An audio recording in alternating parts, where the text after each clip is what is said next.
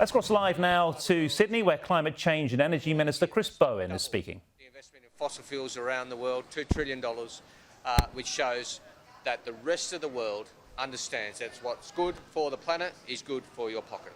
And we understand that in Australia as well. The Australian government knows it, Australian industry knows it, the CSIRO knows it, Australian households know it, with 125,000 household batteries being installed as of today. They're getting on with the job.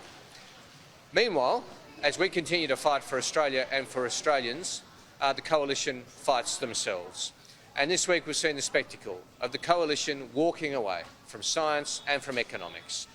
And in no small way, pressures on energy bills, we saw as a result of 4 gigawatts of energy leaving the grid under the Coalition, only 1 gigawatt coming in.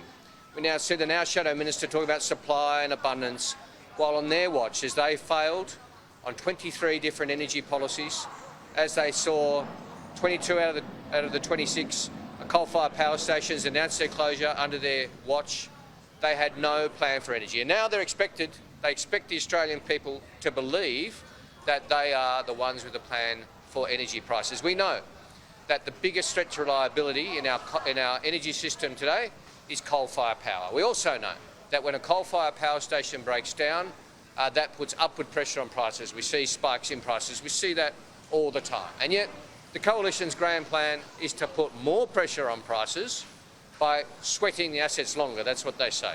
So their plan is a recipe for chaos. It's a recipe for higher emissions, of course. It's also a recipe for higher prices. So we didn't seek this debate. I would prefer a degree of bipartisanship about these matters, but we won't be walking away from it. We will make this argument every single day. If the Coalition wants this between now and the next election. The National Party is calling the shots. And within the National Party, Barnaby Joyce is calling the shots. Barnaby Joyce is very effective at setting the agenda of the Coalition. They have walked away from net zero. Their plan is a recipe for higher prices. We know from modelling from the Clean Energy Council that prices could increase by around $400 if we have coal in the system for longer. This is the plan, the explicit plan that the Coalition wants the Australian people to believe. The Australian people are smarter than that. And today we've seen the unbelievable spectacle of the National Party saying, we think the Liberals have gone too far. Their policy is a bit too extreme. That says it all, the fact that the Liberal Party is so out of touch. Happy to take some questions. We might go to journalists who are here first and then to the phone. What do you believe the chances are that Australia can lock in hosting rights to COP while we're over there? And if not, can you continue to fight for it in the months after? Well, the COP bid will be decided at this conference, so it's not a matter of fighting on for months afterwards. It gets decided at this conference. Look, the situation remains that Australia has the overwhelming support of the world to host COP31, but that's not how the system works. It's not a ballot process in that sense. That means we need to reach an agreement with Turkey. That's difficult. I do know it's in Australia's best interest to be COP president and to host COP. I'll continue to have conversations with my Turkish counterparts in consultation with Pacific over the next week or so, and we'll see how we go. How do you think Australia is viewed on the world stage regarding climate? Are we seen as a protector? Are we seen as a protector of the climate on the world stage? Yes, now we are. Now we are. For a decade we weren't.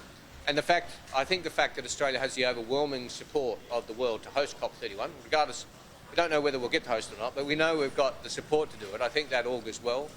Also, I've been asked to co-chair the negotiations on technology at this COP.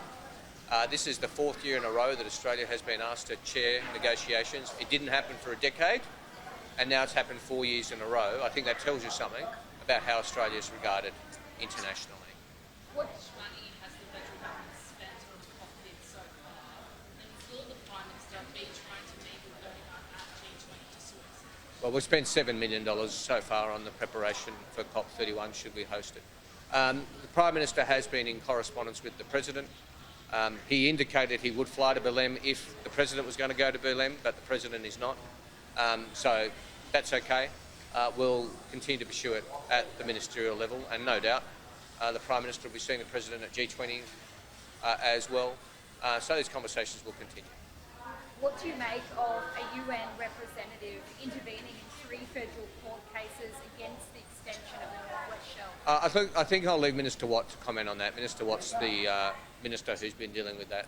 I saw the report this morning, but that's the extent of my knowledge. Do you think that it's linked to the International Court of Justice findings that countries that don't take appropriate action on climate could be breaching international law? I'll leave Minister Watt to comment on that.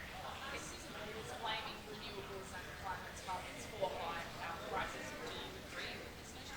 Well, not only do I not agree, economists don't agree, scientists don't agree, the Australian people don't agree. I mean, this is Susan Lee being driven by the extreme right wing of her party to come up with an excuse to delay climate action so she can hold on to the leadership.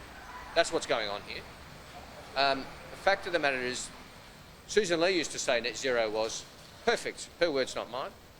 The Liberals used to understand, and I think many do still understand, that renewables are the cheapest form of energy.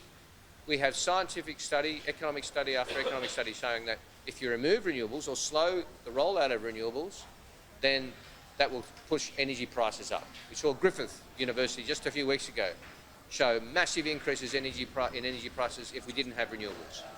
The policy they've released, sorry, it's not a policy, the document they've released is a grab bag of contradictory, nonsensical, internally inconsistent statements which they can't even explain.